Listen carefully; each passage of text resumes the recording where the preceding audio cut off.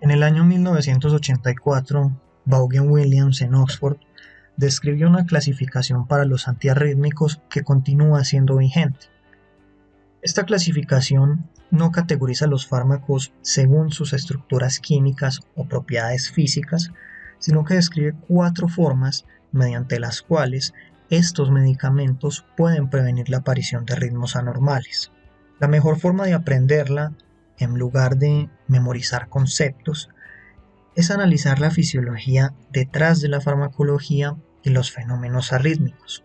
Por ende, debemos recordar cómo se despolariza la célula miocárdica, tomando como referencia la célula miocárdica ventricular. De esta forma, podemos entender cómo funcionan los antiarrítmicos y por qué, en determinados contextos, algunos son superiores a otros. En el caso de que deseen profundizar, pueden ver en pantalla la referenciación bibliográfica de la publicación original de Vaughan Williams. Es posible que las 2 imágenes que vemos en pantalla les generen algún tipo de recuerdo. Vemos el sistema de conducción cardíaco y vemos la despolarización de la célula miocárdica ventricular y su representación electrocardiográfica. El sistema de conducción es el encargado de liderar la frecuencia y la actividad cardíaca. Inicia a nivel de una estructura conocida como el nodo sinusal o nodo de Kate y Flack, que se ubica entre la aurícula derecha y la desembocadura de la vena cava superior, justamente donde tengo el cursor. En condiciones normales, el nodo sinusal lidera la frecuencia cardíaca, lidera la generación de impulsos eléctricos que posteriormente llegarán al nodo atrioventricular. El nodo sinusal tiene una característica muy importante, y es que cuenta con la mayor cantidad de células P o células de marcapaso. Existen 3 estructuras conformadas por fibras de tipo Purkinje entre el trayecto de el nodo sinusal y el nodo aurículo ventricular o nodo de Achof-Tavara. Estas son el haz de Bachmann, de Torel y de Weckenbach. El nodo atrioventricular, como podemos apreciar en pantalla, se ubica en la porción posterior derecha del tabique interauricular. Fisiológicamente, el nodo atrioventricular tiene la función de generar un retraso del impulso proveniente del nodo sinusal, por lo cual naturalmente maneja frecuencias cardíacas más bajas. En algunas situaciones patológicas, como los bloqueos auriculoventriculares, el nodo sinusal abandona su rol de liderazgo y el líder de la frecuencia cardíaca pasa a ser el nodo auriculoventricular. Esto, en gran medida, es una de las razones por las cuales los pacientes con bloqueos auriculoventriculares manejan frecuencias cardíacas bajas. Posteriormente, desde el nodo atrioventricular o de Achof-Tavara, aparece un grupo de fibras que en su trayecto generan un tronco que posteriormente se ramificará. Me estoy refiriendo a las de His, con su rama derecha y con su rama izquierda. La rama izquierda de las de His, a su vez, va a tener 2 fascículos, un fascículo anterior y un fascículo posterior. Al final de su trayecto, en las zonas más terminales o distales del sistema de conducción, nos encontraremos con las fibras de Purkinje, que serán las encargadas de transmitir el impulso eléctrico en tales segmentos. Como resulta evidente, para que ocurra la contracción del tejido muscular, debe ocurrir un intercambio iónico entre el exterior de la célula y el interior de la misma. Esto se genera gracias a un potencial de acción transmembrana. Una célula en reposo tiene un potencial transmembrana de aproximadamente unos menos 90 milivolts. Me estoy refiriendo a una célula miocárdica ventricular. Recuerden que es la célula que estamos tomando como punto de partida. Como podemos apreciar en la segunda imagen, cuando nosotros hablamos de despolarización, hacemos referencia a 5 pasos o 5 fases. Vamos a iniciar con la fase 0. La fase 0 se produce gracias a la apertura de los canales rápidos de sodio. Esto permite que el sodio entre abruptamente y aquella brusquedad genera este trazo recto. A nivel del electrocardiograma, la fase 0 se ve representada a través del complejo QRS, que a su vez representa la despolarización ventricular. Posteriormente nos encontramos con la fase 1, donde podemos visualizar una pequeña muesca. En la fase 1 se cierran los canales de sodio y se abren los canales de potasio, pero permiten que se intercambie una pequeña cantidad de potasio, no todo, solamente una pequeña cantidad. En la fase 2 ocurre algo muy importante, debido a que nos explica por qué aparece este fenómeno de meseta. En esta fase se genera la apertura lenta y prolongada de los canales de calcio. De esta forma, el calcio entra lentamente en la célula mientras el potasio continúa saliendo.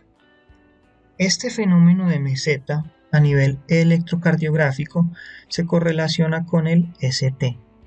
En la tercera fase ocurre la repolarización final.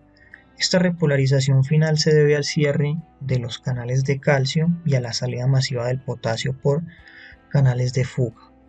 A nivel del EKG, esto se puede ver representado con la onda T, que representa la repolarización. Finalmente, llegamos a la fase 4. En la fase 4, el sodio que se encontraba en el interior de la célula se expulsa gracias a la acción de una bomba de sodio-potasio ATPase. Por ende, al final del ciclo, cuando nuevamente la célula tiene un potencial transmembrana de menos 90 milivolts, en otras palabras, cuando la célula se encuentra en reposo, el potasio nuevamente está en su interior. Adicionalmente, en este punto puede ocurrir nuevamente un proceso de despolarización, repitiendo lo anterior. Recuerden que las células miocárdicas cuentan con una función de automatismo. Aquí les voy a compartir un dato curioso. Entre la fase 1 y la fase 3, la célula es refractaria. Se encuentra en un periodo conocido como periodo refractario relativo. En ese punto no puede ser estimulada por nada, ni siquiera con corrientes supraumbrales. Al final de la fase 4 y antes de la fase 0, nos encontramos a la célula en un estado de reposo. Es importante que conozcamos esto porque cuando se realiza una cardioversión eléctrica se debe sincronizar con el QRS para evitar que la descarga caiga sobre la onda T, que a su vez corresponde al periodo refractario relativo. ¿Qué ocurriría si la descarga cae en el periodo refractario relativo o cae sobre la onda T?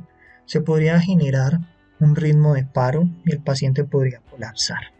Como dijimos antes, la clasificación de Vaughan-Williams separa los antiarrítmicos dependiendo del lugar donde actúan. Los de clase 1 se dividen en 1A, 1B y 1C. Todo este grupo actúa en la fase 0 de la despolarización. Puntualmente inhiben la entrada de sodio. De esta forma, desplazan la curva recta que habíamos descrito hace un momento y generan una morfología diagonal que podemos ver en esta imagen como esta línea interlineada roja. Pero aparece entonces la siguiente pregunta: ¿cuál es la diferencia entre los antiarrítmicos 1A, 1B y 1C? Sencillo. La principal diferencia radica en la potencia. Los 1C son más potentes. Los 1A tienen una potencia moderada y los 1B son los de menor potencia. En el grupo 1C encontramos fármacos como la propafenona y la flecainida. En el 1A encontramos la quinidina, la procainamida y la disopiramida. Y en el 1B encontramos fármacos de uso tan amplio como la lidocaína y la fenitoína.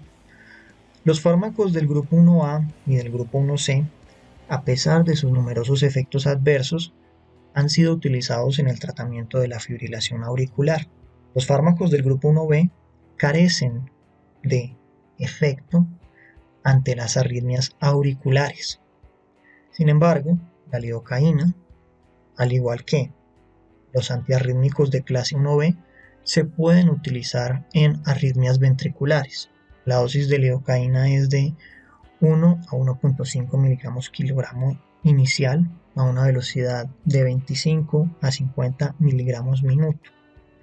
Posteriormente, se pueden adicionar bolos de 0.5 a 0.75 miligramos kilogramo cada 5 a 10 minutos, en caso de que sea necesario. Sin embargo, no se debe sobrepasar una dosis tope o un total de 3 miligramos kilogramo durante una hora. El grupo 2 hace referencia a los beta bloqueadores. Estos medicamentos están estrechamente asociados al manejo de la hipertensión arterial.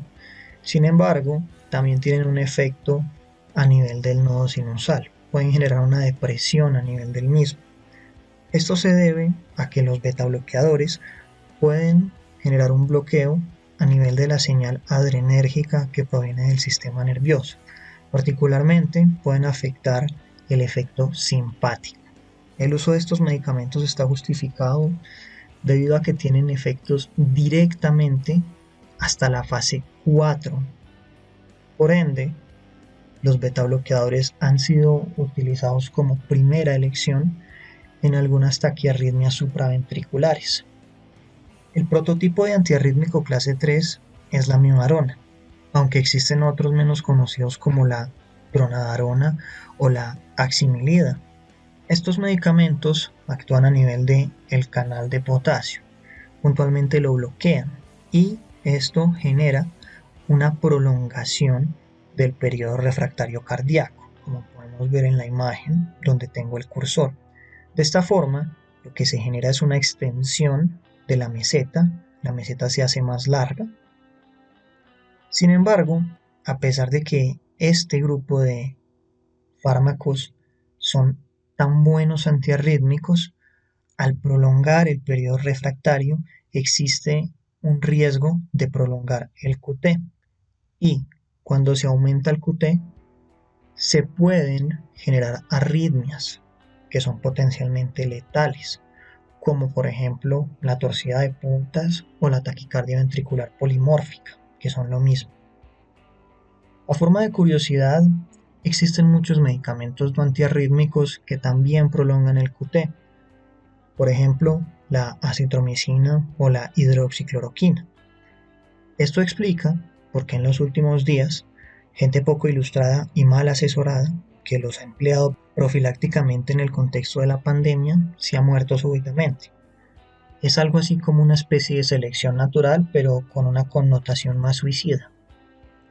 Finalmente, nos encontramos a los bloqueadores de los canales de calcio, que son los antiarrítmicos clase 4, por ejemplo el verapamilo y el diltiazem. Debe recordarse que los canales de calcio actúan desde la fase 2, actúan desde aquí. Cuando se bloquean estos canales a nivel de las células de marcapaso, se logra disminuir la frecuencia cardíaca. Asimismo, estos bloqueadores pueden disminuir el gasto cardíaco. ¿Por qué? Debido a que pueden disminuir la contractilidad cardíaca y la contractilidad cardíaca es uno de los determinantes del gasto cardíaco, junto a la frecuencia cardíaca, la precarga y la poscarga. Por ende, como se puede deducir, no es una muy buena idea usar este tipo de medicamentos en pacientes con falla cardíaca o problemas de bomba, debido a que se podría generar una bradicardia sostenida y eso nos podría llevar a un edema pulmonar agudo y el edema pulmonar agudo podría llegar incluso a matar al paciente. Algunos documentos hablan de una quinta clase dentro de la clasificación. La quinta clase haría referencia a los otros antiarrítmicos.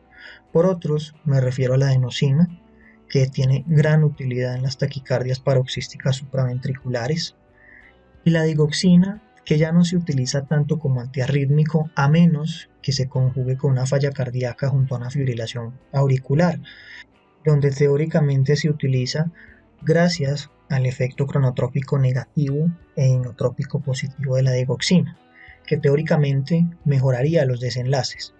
Sin embargo, esto no es una indicación absoluta y debemos recordar que todos los pacientes deben individualizarse. Espero que esta videoconferencia les fuera de utilidad. De ser así, dejen su like, comentarios y suscríbanse. Compartan por favor el video. Muchas gracias por su atención.